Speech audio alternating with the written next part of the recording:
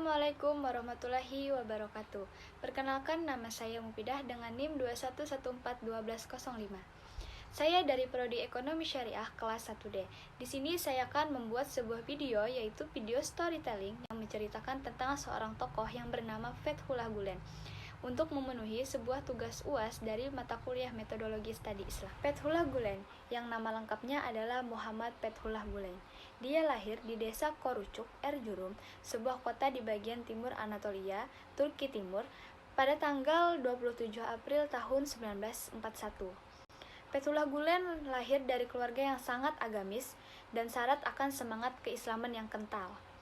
Dari pasangan suami istri yang taat beragama. Nama ayahnya adalah Ramis Gulen.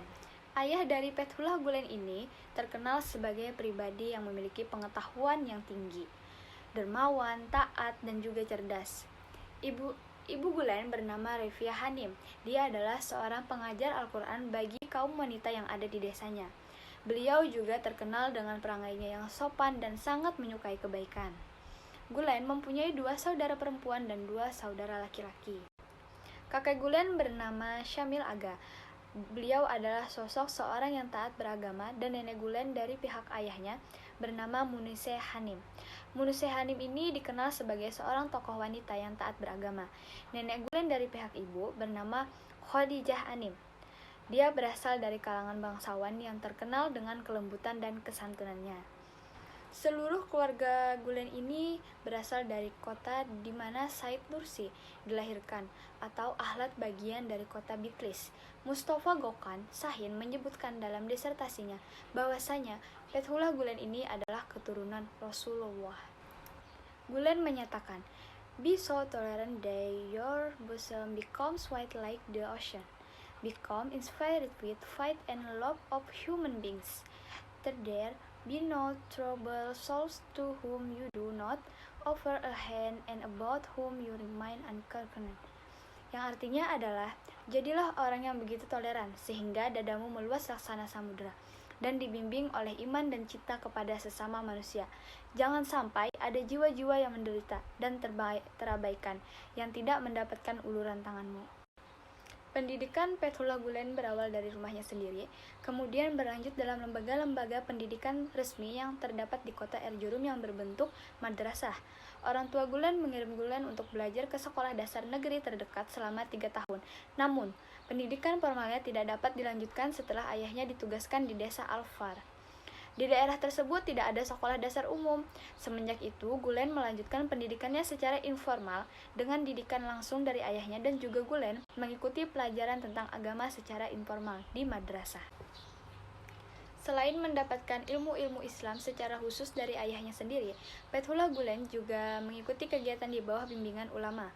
Salah satu guru Gulen dalam bidang keislaman adalah Osman Bektas, yang merupakan ahli fikih yang terkemuka pada masanya. Dari gurunya ini, Gulen mempelajari ilmu nahwu, balaghah, fikih, usul fikih, dan aqaid. Pada masa-masa inilah Gulen mulai mengenal Said Nursi.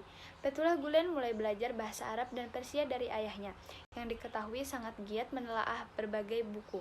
Ramis Gulen sangat mencintai Rasulullah. Hal ini terlihat dari tumpukan buku-buku tentang sejarah Rasulullah.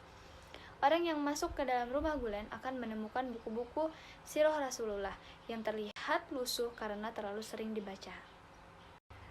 Waktu Gulen sekolah, ia mulai membaca buku-buku tulisan Albert Camus, Jean-Paul Sartre, Herbert Marcuse, dan berbagai karya filsuf eksistensialisme lainnya. Pada masa inilah Gulen mulai berkenalan dengan buku-buku yang menjadi referensi utama bagi filsuf Barat dan Timur. Gulen juga sering mengutip dari penyair Persia klasik seperti Molla Chami, Hafiz Shirazi, Anwari, Sa'idi, dan Firdausi. Fethullah Gulen adalah seorang sarjana muslim yang dengan keahlian dalam berbagai disiplin ilmu. Gulen termasuk salah satu sosok ulama tradisional. Gulen memiliki pengetahuan dari kedua aspek interpretasi klasik dan kontemporer. Gulen mengkaji buku-buku karya Al-Ghazali 1111, Yunus Emre 1321, dan Ahmad Sirhindi 1624, yang mana mereka semua memiliki pengaruh besar terhadap intelektual Gulen.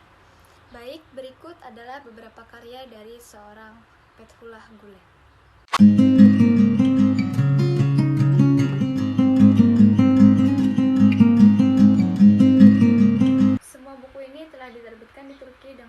mencapai 70.000 kopi dan ada pula beberapa karya Gulen yang telah diterjemahkan ke berbagai bahasa. Di antaranya adalah bahasa Inggris, Jerman, Indonesia, Arab Kurdi, Rusia, Cina, Bulgaria, Prancis, Belanda, Spanyol, Italia, Jepang, dan Portugal. Gulen banyak menuangkan pemikiran-pemikiran tentang pembaruan di dunia Islam dan lebih mengedepankan dialog dan perdamaian antar sesama umat beragama dan menyebarkan ajaran dan nilai-nilai Islam. Pemikiran-pemikirannya ini kemudian menjadi sebuah gerakan yang ia wujudkan dalam bentuk lembaga-lembaga pendidikan, lembaga amal, media massa, cetak, dan elektronik, perkumpulan-perkumpulan pelajar, dan kelompok-kelompok lobi, bahkan membantu berdirinya asosiasi wartawan dan penulis di Turki. Berangkat dari pemikiran semacam itulah, ia kemudian mengajak para pengikutnya terlibat dalam gerakan Nurcu. Gerakan ini terinspirasi dari pemikiran tokoh cendekiawan Muslim Turki, yaitu Said Nursi. Dalam setiap ceramahnya, Gulen memang banyak mengadopsi pemikiran-pemikiran Nursi tentang masyarakat Muslim yang maju dan religius. Menurut pemikiran Gulen, umat Islam harus mengembangkan ilmu pengetahuan dan teknologi, sehingga bisa bersaing dengan masyarakat Barat. Menurut saya, pemikiran Fethullah Gulen ini sangat positif terhadap Islam. Dari cara dia mendakwahkan Islam dengan cara berceramah dan memikirkan kemajuan Islam untuk kedepannya. Apalagi dalam pendidikan Islam, pemikiran Muhammad Fethullah Gulen ini dapat dijadikan pandangan acuan dalam mengembangkan pendidikan Islam ke depannya. Fania N. Munley memuji gerakan Gulen yang dinilainya telah banyak memberikan kontribusi bagi dunia pendidikan bukan hanya di Turki, tapi juga di seluruh dunia. Munley memandang Gulen sebagai tokoh Islam yang telah memberikan pengorbanan yang besar dalam dunia pendidikan bagi masyarakat yang beragam etnis dan agama. Sifat politik, pemikiran, dan gerakan Gulen bisa disimpulkan mengambil posisi yang moderat. Meskipun ia dekat dengan pihak pemerintah, tetapi dia tidak terjun langsung ke dunia politik praktis. Gerakannya murni gerakan sosial kemasyarakatan. Keberhasilan gagasan dan gerakan Gulen tidak hanya dapat dirasakan oleh rakyat Turki saja, tetapi juga rakyat tanpa melihat etnis dan agamanya di berbagai dunia termasuk Indonesia. Sekian storytelling dari saya, salah dan kurangnya mohon dimaafkan. Wabillahi taufiq wal hidayah. Wassalamualaikum warahmatullahi wabarakatuh.